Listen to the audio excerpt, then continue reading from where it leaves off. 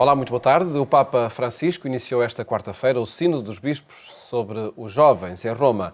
Um projeto que começou com uma auscultação à juventude e que agora vai reunir representantes dos episcopados de todo o mundo para procurar novas formas de estar com as novas gerações. Isso mesmo pediu o Papa na missa de abertura desta reunião na Praça de São Pedro. O Papa presidiu a missa de abertura do Sínodo dos Bispos de 2018, propondo uma Igreja Católica capaz de falar aos jovens, sem barreiras nem preconceitos. Um caminho de encontro baseado na realidade concreta e inspirado pelo amor ao Evangelho. Ardore e passione evangelica che generano l'ardore e la passione per Gesù. Memoria che possa risvegliare e rinnovare in noi la capacità di sognare e sperare, perché sappiamo che i nostri giovani saranno capaci di profezia e di visione nella misura in cui noi, ormai adulti o anziani, siamo capaci di sognare e così contagiare e condividere i sogni e le esperienze che portiamo nel cuore. Entre os objetivos do encontro que começou no Vaticano, a ideia de transformar estruturas, tornando-as mais próximas e amigas das novas gerações. Unti nella speranza, cominciamo un nuovo incontro ecclesiale capace di allargare orizzonte, dilatare il cuore e trasformare quelle strutture che oggi ci paralizzano, ci separano e ci allontanano dai giovani, lasciandoli esposti alle intemperie e orfani di una comunità di fede che li sostenga, di un orizzonte di senso e di vita. O Papa arremeteu contra os profetas de calamidades e desgraças, propondo um discurso de esperança capaz de superar as situações negativas que afetam os jovens. Na preparação para este encontro consultivo de representantes dos episcopados católicos, o Vaticano promoveu um questionário online e uma reunião pré-sinodal com jovens de várias confissões religiosas e agnósticos, acompanhada nas redes sociais por 15.000 pessoas.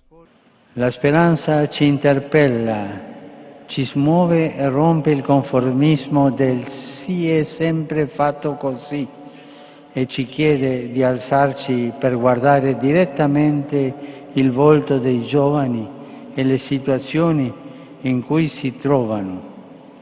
La stessa speranza ci chiede di lavorare per rovesciare le situazioni di precarietà, di esclusione e di violenza alle quali sono esposti i nostri ragazzi. A Assembleia Sinodal conta pela primeira vez com a presença de 2 bispos católicos da China, após o acordo provisório entre a Santa Sé e Pequim, que visa regularizar a situação da comunidade eclesial naquele país asiático. Um momento histórico que emocionou o Papa Francisco. Oggi, per la prima volta, sono qui con noi anche 2 confratelli vescovi della Cina continentale. Diamo loro il nostro caloroso benvenuto.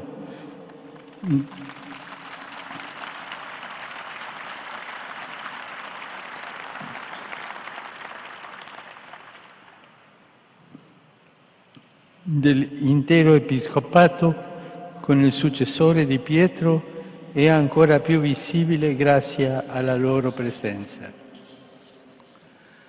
Esta é a primeira Assembleia que decorre com o novo enquadramento jurídico determinado pelo Papa, que reforça o papel do Sínodo dos Bispos, sublinhando a importância de continuar a dinâmica do Concílio Vaticano II. A Conferência Episcopal Portuguesa está representada pelos presidentes das comissões que acompanham a Pastoral Juvenil e Vocações, Dom Joaquim Mendes e Dom António Augusto Azevedo. O importante de tudo isto é que os jovens façam uma experiência do que é o corpo eclesial, não é? Que não tenham que a sua visão de igreja não seja a do movimento, Mas isto é que é importante. Nós não podemos falar da realidade dos jovens a partir do nosso imaginário, não é? Porque nós temos jovens concretos. Temos jovens concretos. Tem nome. Tem nome.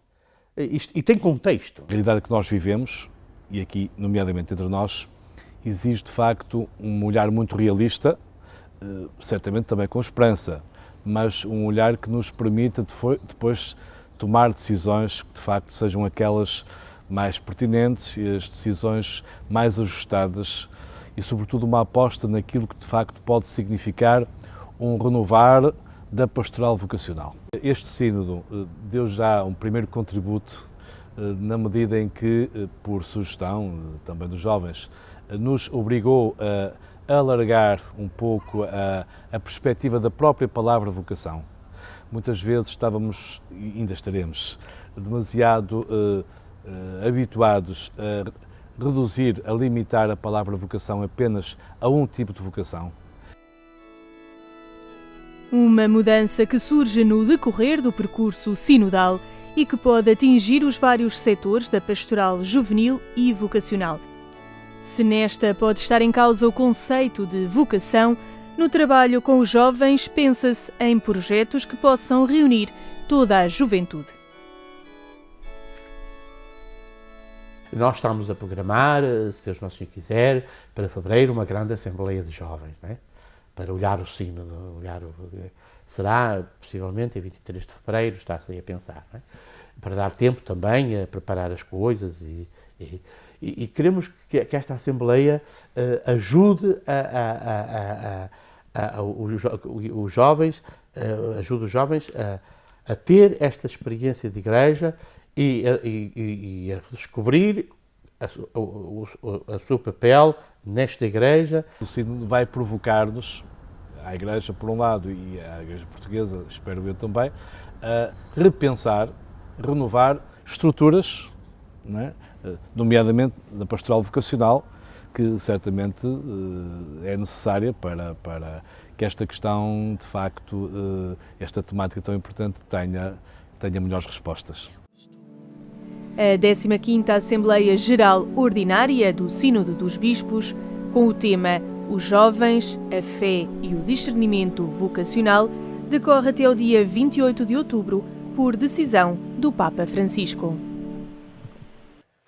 Perspectivas dos Bispos de Portugal e desafios lançados pelo Papa aos participantes do Sínodo dos Bispos, que agora analisamos com Otávio Carmo, vaticanista e chefe de redação da agência Eclésia. Boa tarde, Otávio. Boa tarde, Paulo. Obrigado por estares aqui no programa Eclésia. Neste contexto do início do Sínodo dos Bispos, que proximidade se vai conseguir com os jovens a partir de uma reunião no Vaticano? O trabalho começou a ser feito antes, como aliás já disseste na abertura do programa, desde logo com a possibilidade de um inquérito online e de abrir, enfim, páginas de discussão, grupos de discussão nas redes sociais, o que já revela alguma sensibilidade para ir de encontro às novas gerações e às suas linguagens, e sobretudo em março com a reunião pré-sinodal com jovens católicos de outras confissões cristãs, de outras religiões e inclusive agnósticos, para traçar um retrato real e concreto do que é a juventude hoje. E a palavra concreto define muito o que é o pontificado e o que é o pensamento teológico e pastoral do Papa Francisco. O Papa Francisco não quer um sínodo sobre as novas gerações e a pastoral vocacional abstrato, a partir de definições de livro. Quer que aquelas pessoas que se vão reunir até 28 de outubro no Vaticano discutam realidades do que se está a passar e, sobretudo, não tenham medo de assumir que a realidade mudou. E isto está a ser conseguido por essa auscultação inicial? Ficou bastante claro para mim, pelo menos no documento de trabalho. Desde logo porque o documento de trabalho não engloba só os contributos das conferências episcopais, que são muito importantes, mas engloba em larga medida o documento final da tal reunião pré-sinodal de março, de que tínhamos falado ainda há pouco. E há muitos assuntos que são relativamente polémicos, que vão marcar muito, do meu ponto de vista, o que é a discussão, da relação da Igreja com os jovens, da separação evidente que existe entre a doutrina sexual, a moral sexual da Igreja Católica, aquilo que é proposto e aquilo que é a prática da sociedade. Esses temas são colocados do ponto de vista dos jovens, pelos jovens, citando o trabalho dessa reunião pré-sinodal. Este é um pontapé de saída que me parece desafiante que é, olha, os jovens dizem-nos isto, o que é que nós temos para lhes dizer agora a eles? Parece-me que será essa um bocado a dinâmica. E essa foi a postura do Papa na missa de abertura, e no primeiro dia de abertura do Sínodo? Foi uma mensagem muito clara do que quer que seja o Sínodo, ou seja, ouvir, ter a humildade de assumir que houve coisas que mudaram, que não são exatamente como, enfim, a Igreja Católica gostaria que fossem, e trabalhar diretamente para esta realidade, ou seja, falar não aos jovens enquanto uma entidade abstrata, intemporal, que, enfim, que podiam pegar discursos dos gregos de há 5 ou 6 mil anos e replicá-los agora, mas para falar para os jovens de 2018 e para o futuro. Eu penso que essa foi uma dinâmica muito assumida na homilia e nesta intenção de falar sem preconceitos, mas no sentido de ideia pré-concebida, quase como se fosse... Já com receitas no bolso, sim, quase se fosses para o Sínodo com 3 ou 4 documentos. Olha, para solucionar os problemas, fazemos isto. Agora assinam por baixo e vamos para casa, fazem favor. Há também mudanças na própria orgânica do decorrer do Sínodo, que repercussão poderá ter ao longo destas semanas de reunião? Eu diria que a maior repercussão será a partir do dia 29 de outubro. Depois de terminar porque o Sínodo foi investido de uma autoridade clara e indiscutível por parte do Papa para que acabem as discussões assim que voltarmos, vamos chamar assim, à rotina. Não para não estarmos a discutir se aquilo que sai do Sínodo é magistério, se não é magistério, se é a posição oficial da Igreja, se podemos estar aqui a fazer de contas que aquilo não existiu. Acabou.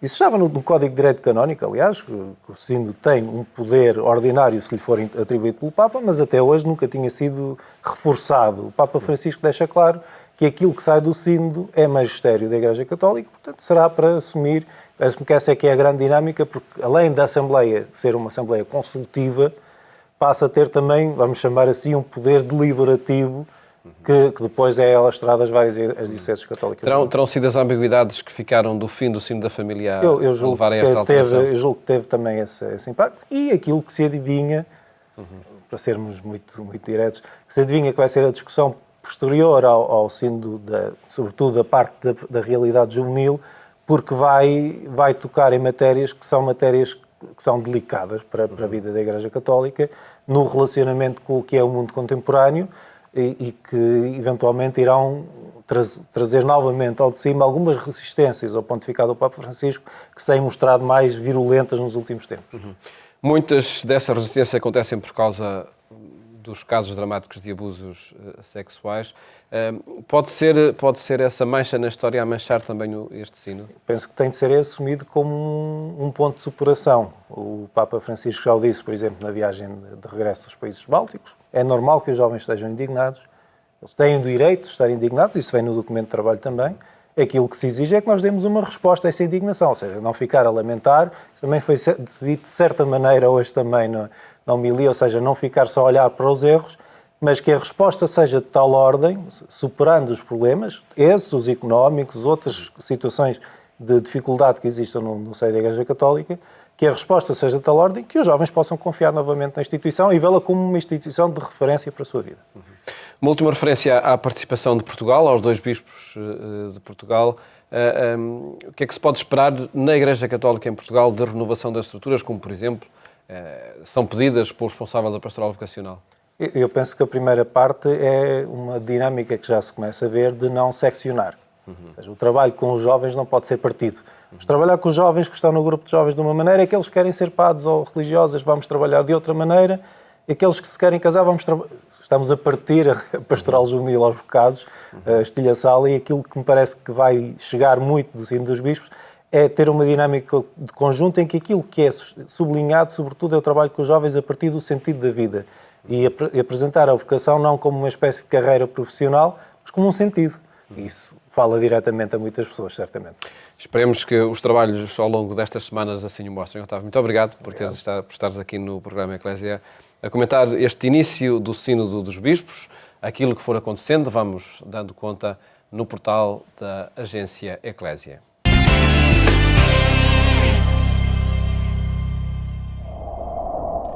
Neste programa mostramos-lhe ainda o decorrer dos trabalhos das Jornadas de Comunicação Social e Digital que aconteceram em Fátima na última semana. O verbo aplicar esteve no centro das atenções das Jornadas de Comunicação Social e Comunicação Digital. Mas este verbo tem uma nuance. É um neologismo que deriva do termo aplicação no mundo digital, também conhecido de forma abreviada por app. As potencialidades destas ferramentas estão sempre disponíveis e cada vez mais são utilizadas por todas as gerações. A tecnologia está a evoluir a uma velocidade muito grande. Isso tem impacto em tudo o que fazemos, em casa, no trabalho, e tem, de facto, impacto na forma como nós comunicamos e interagimos nas várias gerações. O que nós falámos aqui um bocadinho hoje foi sobre 3 tecnologias que estão a impactar o futuro próximo: a realidade aumentada, a realidade virtual e, por razões óbvias, tinha que escolher os carros autónomos. Uma evolução rápida. Todavia, ninguém sabe onde vai parar esta onda gigante. Um confronto entre o lado digital e humano. Quem sairá vencedor destes avanços? Eu espero que sejamos mais humanos no futuro, porque isso tem, de facto, impacto na tecnologia que vamos produzir. E aquilo que eu tenho visto, com bons olhos e é o lado positivo, é que há, de facto, um esforço para que a tecnologia permita aos humanos ter mais tempo para ser humano. E esse, para mim, é o horizonte que eu quero explorar. Já falamos abertamente de ter robôs a trabalhar em vez de pessoas e isso não é uma ameaça, significa que ele vai ganhar o ordenado por nós. Os jovens de hoje nasceram no mundo digital. Vivem neste continente que apagou o analógico e transformou os hábitos das pessoas e das instituições.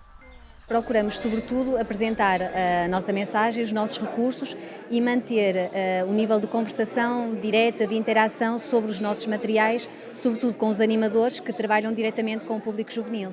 A tecnologia avança, a informação corre a uma velocidade nunca antes vista e os nossos jovens consomem muita informação, consomem muitas mensagens e na impossibilidade de estar com eles mais horas do que aquelas que passamos nas reuniões ao sábado, ao domingo, ao dia que for, ou nos acampamentos, estar com eles no plano digital e marcar presença e conseguir passar a mensagem no plano digital é extremamente importante para nós. Hoje em dia acho que não passamos sem elas e por isso também temos essa preocupação de adaptar os conteúdos que produzimos, seja a nível diocesano ou seja até do Jornal Diocesano, a cada uma dessas plataformas. E isso obriga-nos a uma gestão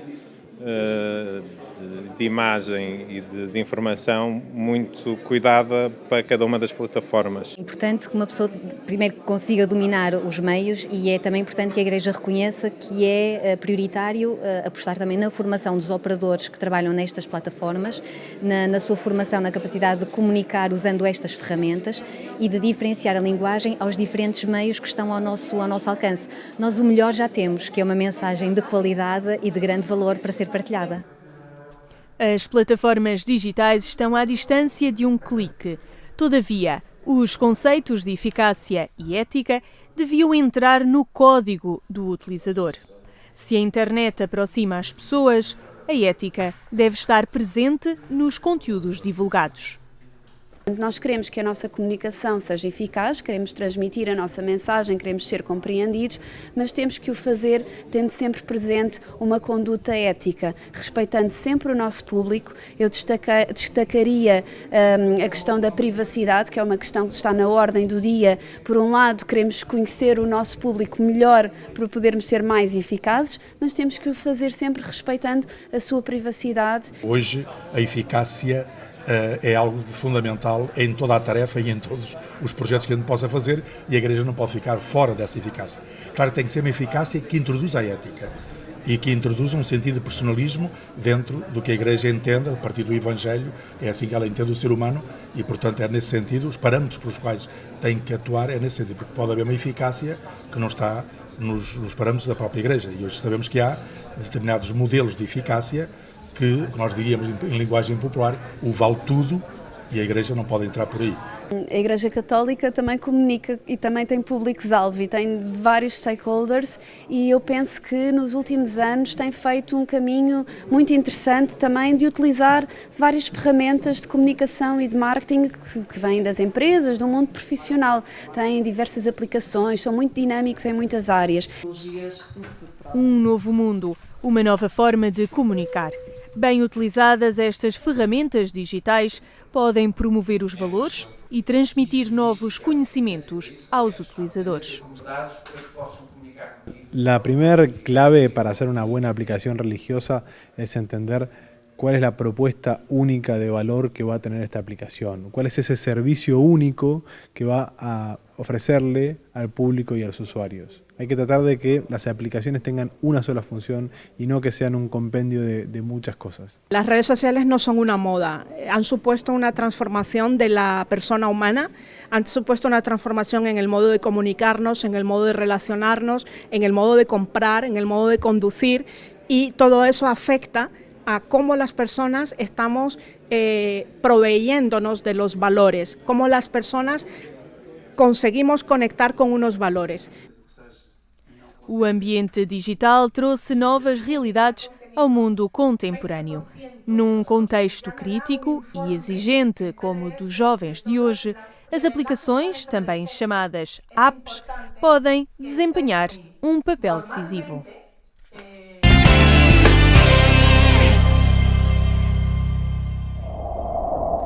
Os trabalhos das Jornadas de Comunicação Social no encerramento do programa de hoje, que pode rever no portal da Agência Eclésia em agência.eclésia.pt. Mais logo, pelas 22h45, fazemos companhia na Antena 1, partilhando percursos de missão no contexto do ano missionário que está a começar em Portugal.